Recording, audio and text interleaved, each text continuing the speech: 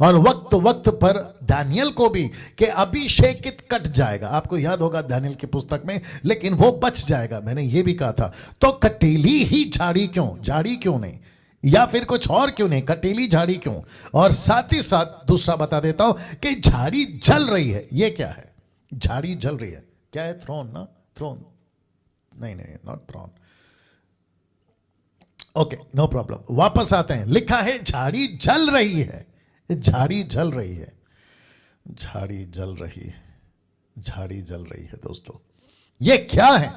ये है परमेश्वर का न्याय। किसके ऊपर? यीशु के ऊपर। क्यों? मैं बताऊंगा। सबसे पहले आपके बीच में रख दिया हूं कि कटीली झाड़ी, जो कि दर्शाता है यीशु को। यीशु के सर पर कांटों का मुकुट रखा गया था, कांटों का मुकुट, याद रखिएगा। और साथ ही साथ झाड़ी जल रही है। यह क्या है? परमेश्वर का न्याय, परमेश्वर का गुस्सा, परमेश्वर का जजमेंट। लेकिन पूरा दिखाना था या उतरना था किस पर? एक ऐसी मनुष्य जाति पर जो आदम के टाइम से पाप करती आई है, आदम के टाइम से, यानी कि पहला पृथ्वी का व्यक्ति जिसका नाम है आदम, पाप पे पाप, पाप पे पाप करते आया है। और वहां पे हम देखते हैं कि मानव जाति को सजा मिलनी थी, लेकिन सजा नहीं मिली। किसको? मानव जाति को। उसके जगह पे परमेश्वर न्यायी है, सच्चा है और जस्टिस है, जिसके चलते क्या कहते हैं, उसकी जगह रिप्लेसमेंट, मनुष्य की जगह अगर कोई ले सकता है। बड़े ध्यान से सुनना मुस्लिम्स, बड़े ध्यान से सुनना बुद्धिस्ट, या जो क्या नाम है, यहूदियों, बहुत ध्यान से सुनना बात को। यीशु ने उस जगह को लिया जिसको कहते हैं मनुष्य की जगह पे एक परमेश्वर ही मर सकता है, क्योंकि मनुष्य ही पापी है, परमेश्वर पापी नहीं है। और इसीलिए बहुत ध्यान से सुनना, यीशु मसीह को मरियम का बेटा बनकर आना पड़ा, नहीं तो कोई जरूरत नहीं थी।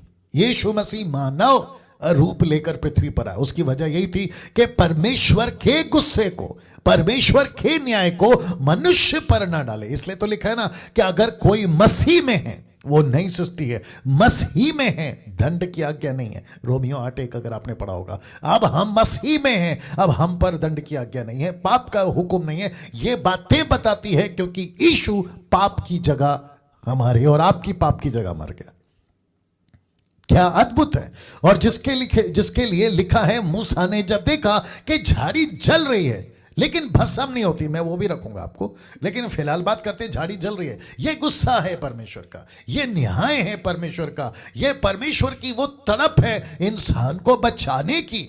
इसको कहते हैं पैशनेट होना, इसको कहते हैं जलन रखना, इसको कहते हैं तड़प रखना कि कैसे बचाऊं, कैसे बचाऊं। वहां 6 लाख लोग थे, आज कितने लोग हैं मैं ये भी बताऊंगा। इनको कैसे बचाऊं, 2000 साल पहले कैसे बचाऊं। तो जिसके चलते परमेश्वर का न्याय, बड़े ध्यान से देखिएगा स्क्रीन के ऊपर, परमेश्वर का न्याय यीशु पर, परमेश्वर का न्याय यीशु पर। आप कहोगे पास से डैनियल कैसे? मैं आपको अभी कनेक्ट कर रहा हूं। आपको शायद याद होगा कि जब यीशु को क्रूस पे चढ़ाया गया, जैसे ही यीशु को क्रूस पे चढ़ाया गया, दोस्तों आप सभी जानते हैं कि एक ऐसा शब्द यीशु के मुंह से निकला, मत्ती 27:46, मैथ्यू 27:46 लिखा है, तीसरे पहर के निकट यीशु ने बड़े शब्द से पुकार पुकार कर कहा, एली एली लमा सबक्तनी, अर्थात हे मेरे परमेश्वर तूने मुझे क्यों छोड़ दिया।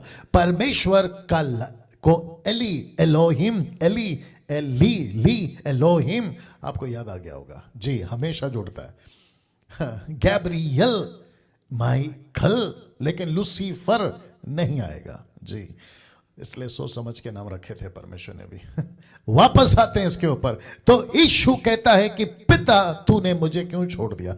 तो पिता कहता है क्यों ना छोड़ूं तुझे, क्यों ना छोड़ूं, क्योंकि मुझे गुस्सा आ रहा है, मुझे न्याय करना है, मुझे एक प्रकार का जस्टिफिकेशन चाहिए। उसके बिहाफ में कौन आएगा? तब लिखा है कि झाड़ी कटीली थी, वहां परमेश्वर का गुस्सा।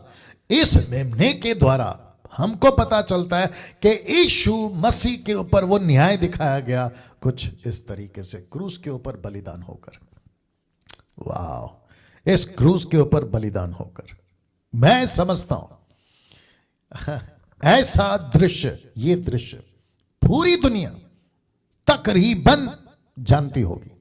ऐसा शायद ही कोई होगा जो क्रूस को नहीं जानता, दूसरे शब्द में क्रॉस को नहीं जानता होगा, ऐसा शायद ही कोई होगा। आप किसी भी कंट्री में चले जाओ, आप किसी भी जाति धर्म को पूछिएगा, आपको अक्सर पता चल जाएगा। मैं समझता हूं कि मैं परसेंटेज दे देता हूं 99.9%, सिर्फ 1 पॉइंट को मैं छोड़ रहा हूं। शायद वो आदिवासी होंगे या फिर पूरी दुनिया से जो टोटल कनेक्ट नहीं है, कटे हुए हैं, जिनका सरकार से कोई लेना देना नहीं है, जो कि अपने भारत में भी अंडोबार निकोबार में कम से कम 47 ऐसे महाद्वीप हैं या फिर ऐसे आइलैंड हैं जहां भारत सरकार भी नहीं पहुंची है। मैं वो 1 पॉइंट उनको दे रहा हूं। उनको नहीं पता होगा शायद, लेकिन पता क्या है ये 99.9% को कि क्रूस का मतलब होता है क्रिश्चियन। मैंने जानबूझ के क्रिश्चियन बोला जी। जिसको भी पूछो अगर क्रॉस है, कहते ये क्रिश्चियन है, क्रिश्चियन क्रिश्चियन आ रहा होगा समझ में जी। तो दूसरे शब्दों में मुझे एज अ बाइबल टीचर, मुझे एज अ प्रीचर, मुझे एज अ क्राइस्ट फॉलोअर इस बात का गुस्सा है कि यीशु को जैसा पेश होना था या जैसा पेश करना था, और यह रिस्पॉन्सिबिलिटी है हर युग की, हर जनरेशन की, और इसी के चलते मसीह मंथन ये मेहनत कर रहा है कि ऐसा कोई भी युग ना हो जिसमें हम मसीह को ठीक से पेश ना कर पाए। उसकी तैयारी हम कर रहे ताकि मसीह ठीक से पेश हो। जैसा यीशु को पेश होना था वैसा नहीं हुआ है सर, 90% नहीं हुआ है। और जिसके चलते लोगों को क्रूस पता है लेकिन क्रूस वाला यीशु नहीं। मैं रिपीट करता हूं कि संडे को मेरा प्रचार आप लोग जरूर सुनिएगा, बहुत गजब का प्रचार आ रहा है संडे को जी। वापस आते हैं, 645 लोग जुड़ गए। आप सभी को रिक्वेस्ट करता हूं कि वॉच पार्टी करिए, शेयर करिए, कनेक्टेड रहिए, और जितनी तादाद में जुड़ सकते हैं जुड़िएगा। और जितने एडमिन्स हैं और जितने ऑनलाइन प्रीचर्स हैं फ्राइडे के, सैटरडे के, संडे के, आप सभी को भी मैं रिकॉग्नाइज कर रहा हूं यहाँ पे, क्योंकि आपके जो कमेंट्स हैं मैं उसको देख रहा हूँ। सिस्टर निर्जला जी, प्रेज द लॉर्ड, आप सभी को हम देख रहे हैं, ठीक है ना। या ब्रदर नरेंद्र, आपको भी हम देख रहे हैं, सबको देख रहे हैं जी। वाह, वापस आता हूं। यीशु को पेश करें या यीशु के क्रॉस को, आप ही बताइए। मैं रिपीट करता हूं, 1 कोरिन्थियन चैप्टर 1 वर्स 23 निकालो। 1 कोरिन्थियन हिंदी में 1 कोरिन्थियन 1:23, 1 कोरिन्थियन चैप्टर 1 वर्स 23। मैं रिपीट करता हूं, क्रूस को पेश करें या यीशु को। अब आप कुछ लोग कहोगे कि नहीं डैनियल भाई, क्रूस मतलब यीशु, यीशु मतलब क्रूस। नहीं मेरे भाई, बहुत बड़ी गलतफहमी में हो। यहां पे क्या लिखा है देखो, पौलुस कहता है परंतु हम तो उस क्रूस पर चढ़ाए हुए मसीह का प्रचार करते हैं, नॉट क्रूस का। आपके गले में क्रॉस लगाने से आप ईसाई नहीं बनते, ये तो बाहर का रूप है। मैंने बताया था पवित्रता के टाइम पे, आप सफेद पादरी का कपड़ा पहनने से आप क्रिश्चियन बन जाओगे, ये कोई गारंटी नहीं है। वो बात अलग है कि सफेद कपड़ा पहन के तुम कितने काले काम करते हो, वो बात अलग है। हाँ, उसके ऊपर नहीं आऊंगा अभी। तो वापस आते हैं, आप सभी को यह बात को समझना होगा कि यीशु का क्रूस नहीं बल्कि क्रूस पे चढ़ा हुआ यीशु को पेश करना है। आपके चर्च के पुलपिट से, आपके सोशल मीडिया से, आपके स्कूल, कॉलेज, बिजनेस, आप जहां भी जाते हैं आपको यीशु को पेश करना है, क्रॉस को नहीं, क्रॉस को नहीं। तो वापस आते हैं, लेकिन परमेश्वर ने मूसा को इसी जलती झाड़ी में दर्शन दिया और लिखा है कि जल रही है। लेकिन इसको शांत किसने किया? तब से लेकर अब तक इसको शांत किया इस बलिदान ने, जिसको कहते हैं यीशु का बलिदान। और जिसके लिए लिखा, यीशु कहता है मुझे क्यों छोड़ दिया? तो परमेश्वर कहता है कि ये मेरा न्याय है जो मैं मनुष्य पे नहीं डाल सकता। वाह, एक गजब की चीज आ रही है। आई थिंक अभी बोल देता हूं। आपको पता है, जब परमेश्वर ने आपको बनाया, मानव जाति को नहीं पूछा, अदम को जब बनाया नहीं पूछा, हवा को जब बनाया नहीं पूछा, आप जब पैदा हो रहे थे आपने भी या आपके माता पिता ने भी आपको नहीं पूछा, आप पैदा होते चले गए, पैदा होते चले गए, पैदा होते चले गए।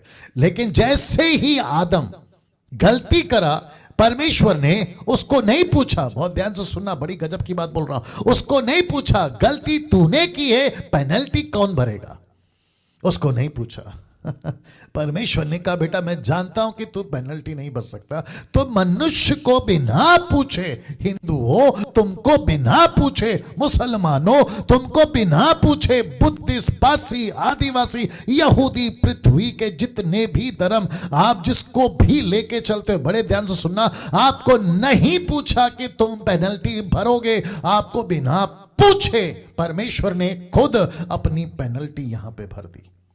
आपके बदले में पेनल्टी, जुर्माना, जो गलतियां की है उसका जुर्माना आपसे नहीं पूछा, बल्कि यहां खुद परमेश्वर ने मानव को पूछे बिना खुद पे कर दिया। बस वो अब कह क्या रहा है मालूम है, गलती करिए ना, मेरे पर विश्वास करो कि तुम्हारी कीमत चुका दी है, गलती करिए है ना, पाप करा है ना, कबूल कर लो कि तुम्हारे पाप यीशु मसीह ने ले लिया है, दैट्स इट, खत्म, खेल खत्म।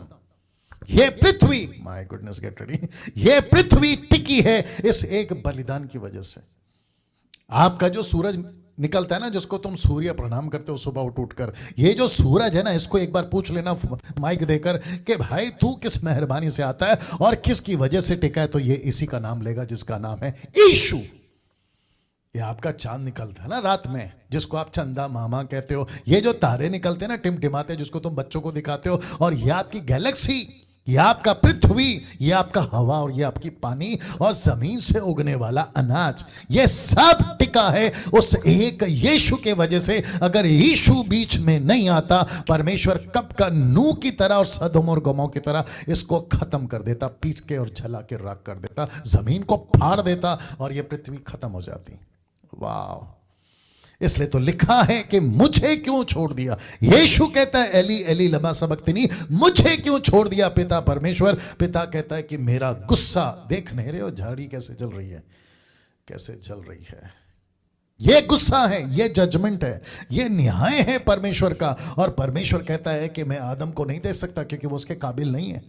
और एक आ गया, सुनो सुनो सुनो, इस पृथ्वी पे, बहुत ध्यान से सुनना, कनेक्ट कर लीजिएगा, इस पृथ्वी पे कोई ऐसा गुरु, इस पृथ्वी पे कोई ऐसा महान आत्मा, या ऐसा कोई महान व्यक्ति, या मौलाना, या कैथलिक का फादर, या पेंटिकॉस्टल का पास्टर, या किसी भी प्रकार का संत गुरु इस पृथ्वी पर कभी कभी खुद का, दूसरों का तो छोड़ो, खुद का तक पाप माफ नहीं करा सकता परमेश्वर के सामने खड़ा होकर, जब तक यीशु का लहू उसके ऊपर ना आ जाए। क्या बात करते हो?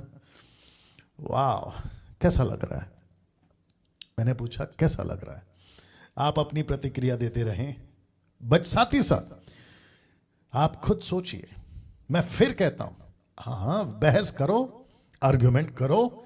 डैनियल भाई ऐसे कैसे बोल सकते हो, हमारा वाला, उसका वाला, इसका वाला, लाल वाला, पीला वाला, नीला वाला, आप समझ रहे हो हमारा क्या? फिर उसने तो ऐसा हमको सिखाया, इसने तो हमको ऐसा सिखाया। एक ही प्रश्न पूछना, इसकी शुरुआत कहां से हुई, इसका फाउंडेशन क्या है, इसका तथ्य क्या है, सच्चाई क्या है, यीशु की तथ्य क्या है पता है, फाउंडेशन, यीशु की सच्चाई क्या है पता है। मानव जाति बना भी नहीं था, परमेश्वर ने प्लान बी बना के रखा था कि जैसे ही मनुष्य गलती करेगा, मेरे पास में एक ऐसा मसीह है जिसकी भविष्यवाणी सृष्टि के बनने से पहले आई है। क्या बात करते हो?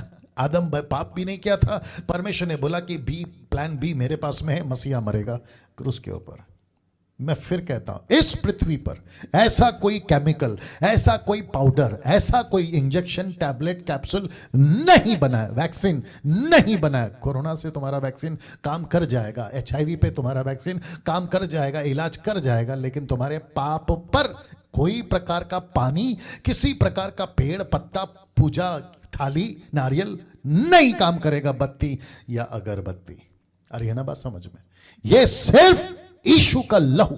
मैं फिर कहता, बहस करो, कोई मतलब नहीं है तुम्हारे बहस करने से। अगर तुम, एक पार्टी कहती है कि जो पृथ्वी है ना वो 4 कोना है, 4 कोना इंग्लिश में क्या कहते हैं, 4 कोना, ट्रायंगल, एंगल, क्या बोलते हैं उसको, हाँ, और एक ग्रुप कहता है गोल है। अब मुझे बताइए, जो कहता है स्क्वायर है, 4 कोना है, उसका क्या करेंगे? हंसी नहीं आएगी। जगत जानता है कि पृथ्वी गोल है। हद हो गई यार। बहस करो ना, करो। आज गुरुवार है, माफ करें, आज शुक्रवार है, बहस करो ये कि नहीं आज शनिवार है। तुम्हारी जिंदगी खत्म हो जाएगी या तुम्हारी किताबें खत्म हो जाएगी, प्रूफ नहीं कर पाओगे कि आज सैटरडे बल्कि आज फ्राइडे है। क्या बात करते हो यार। या सोचिए, जो सच है वो सच है, इसको कोई माइक का लाल झुठला नहीं सकता, नहीं झुठला सकता। आप बहस करो, कोई मतलब नहीं है। अरे तुम्हारे पीछे वाले खत्म हो गए, तुम क्या बात करते हो। यीशु था, यीशु है, यीशु रहेगा। मैं वापस कह रहा हूं, यह तथ्य है, ये फाउंडेशन है। कई ज्योतिष जो यीशु को नहीं मानते थे, कई ज्योतिष जो यहोवा को नहीं मानते थे, अन्य जाति थे, वो कौन से देवता को मानते थे, बाल को, नीले को, पीले को नहीं पता, लेकिन उन्होंने भविष्यवाणी की है कि यहूदा के गोत्र में, जो कि अभी 25 दिसंबर को पूरी दुनिया जिसको कहती है नाताल, बड़ा दिन, क्रिसमस कहती है, वो भविष्यवाणी कर चुके थे। यशायाह 600 साल पहले यह भविष्यवाणी कर चुका था कि एक मसीहा पैदा होगा और वो मसीहा मानव जाति के लिए मरेगा। तो जलती झाड़ी गुस्सा किसने शांत किया? यीशु ने। न्याय किसने लिया? किसके ऊपर आया? यीशु के ऊपर आया। कैसे होता है साबित? यह वचन। नहीं तो यीशु हमेशा कहते हैं, यूहन्ना की किताब में जितने पादरी मुझे सुन रहे और जितने पास्टर मुझे सुन रहे, मेरे साथ में सहमति जताइए। यीशु ने क्या कहा? मैं पिता में हूं, पिता मुझ में है, मैं पिता को देखता हूं, मैं पिता को देखकर काम करता हूं, पिता ने मुझे अकेला नहीं छोड़ा। ऐसा कितनी बार पढ़ते हैं मत्ती, मरकुस, लूका, यूहन्ना में। मत्ती में 28 है, मरकुस में 16 है, लूका में 24 है, यूहन्ना में 21 अध्याय। आखिर में एक जगह पे यीशु बोलता है, मुझे क्यों छोड़ दिया? इसकी वजह यह है कि परमेश्वर का गुस्सा यीशु ने अपने ऊपर लिया, जिसको कहते हैं उसका न्याय यीशु मसीह ने अपने ऊपर लिया, उसको कहते हैं झाड़ी जल रही है। लेकिन दोस्तों ये देखो क्या निकल गया। ये लिखा है भस्म नहीं होती। जल तो रही है लेकिन भस्म नहीं होती। यीशु क्रूस पे, माफ करें पीछे डाल देता हूं वापस से, यीशु मसीह क्रूस पे तो मरा लेकिन लिखा है भस्म नहीं होती। इसका मतलब क्या पता है? यीशु जी उठा। क्या बात है, यीशु जी उठा, यहां क्रूस पे मरे और यहां जी उठे। लिखा है झाड़ी जल रही है, झाड़ी जल रही है लेकिन भस्म नहीं होती। अभिषेकित काटा जाएगा लेकिन अभिषेकित नहीं मरेगा। दानियेल की पुस्तक में बता दिया था, वैसे ही यीशु मरा लेकिन जी उठा, जिंदा है। इसलिए तो मूसा बोलता है ये क्या गजब है। मूसा बोलता है, मैं पढ़वाऊंगा, वो बोलता है क्या गजब है, जल तो रही है, जल तो रही है लेकिन भस्म नहीं होती। ये क्या चक्कर है? ऐसा कौन सा पेड़, ऐसी कौन सी झाड़ी, माफ करें, नॉट पेड़, not tree but the Bush, ऐसा कौन सा झाड़ी जो जल रही है पर भस्म नहीं होती? इसको देखने के लिए वो नजदीक गया और जिसकी चर्चा मूसा के बाद के नबियों ने, यहोशू ने, वो जितने प्रॉफिट हैं, वो चाहे यशाया हो, यिर्मयाह हो, हेसेकेल हो, आमोस हो, मीका हो, वो सभी ने, और उसके बाद खुद यीशु ने खुद की प्रोफेसी करी। और जॉन द बैप्टिस्ट का तो गजब है, उसने कहा कि मेरे बाद जो आ रहा है वो जगत का पाप उठा ले जाएगा। ये सब क्या है? अपोकलिप्टिक चिन्ह के रूप में, दृष्टांत के रूप में। किसको बताता है? यीशु को। अब मुझे बताइए, ऐसी जगत में कौन सी पुस्तक है? जितने मसीह लोग सुन रहे, 728-30 लोग जो भी सुन रहे, आप सभी को पूछूंगा, ऐसी कौन सी पुस्तक है जिसमें इतना स्पष्ट किसी के बारे में लिखा हो? जरा निकाल के बताइए। इतना स्पष्ट कि ऐसा पैदा होगा, ऐसा मकसद है उसका, वो ऐसा मरेगा, फिर वो जी उठेगा। जितने आए वो तो मर गए, वो बात अलग है, लेकिन जी उठेगा। कमाल करते हो यार। तो भस्म नहीं होती, झाड़ी भस्म नहीं होती। इसका मतलब है कि यीशु मरा और जी उठा। आप अपनी प्रतिक्रिया दीजिए मुझे प्लीज। या पिंटू चौहान कहते हैं only Bible. I agree with you brother, only Bible, सिर्फ बाइबल या पवित्र शास्त्र। बाइबल मतलब पवित्र शास्त्र। नाउ